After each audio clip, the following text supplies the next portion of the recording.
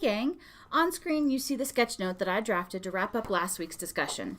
You'll notice that I categorized the different tools and apps that you talked about. So there's one that focuses on presentations, there's one that focuses on mind mapping and sketchnoting, and then there's the honorable mention of GIMP, which is more of a Photoshop alternative than it is a tool for brainstorming or even sketching.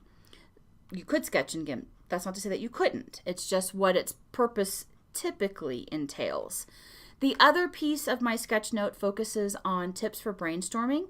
So you can kind of see the different images that I use to depict the ideas that you all came up with. There is one on screen that may not have jumped out at you from the discussion, and that is the Disney method at the bottom. I chose to focus on that because there was a conversation that kind of talked about where you put down a bunch of different ideas and then focus on what interests you. That's what made me think of the Disney method.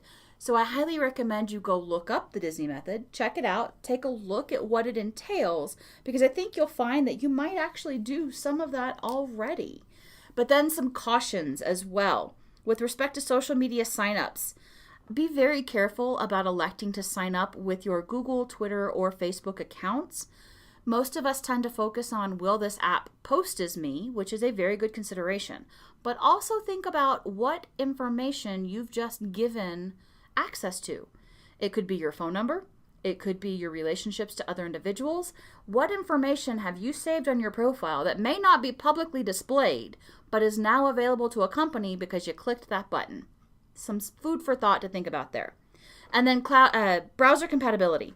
I love cloud apps. I love the ability to use my browser to access tools, but there are some issues with compatibility that we're starting to run into.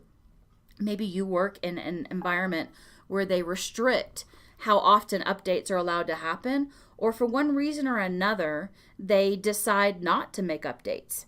In which case, you need to be careful about that because it may lock out your access to particular tools.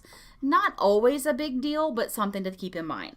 And with that, be sure you hop back into last week's discussion. I was pretty active earlier today with some replies, so you'll want to go catch those before you move on entirely to week 3, which is what we're about to do right now. Please use the links on screen to navigate to the section of the overview you wish to access.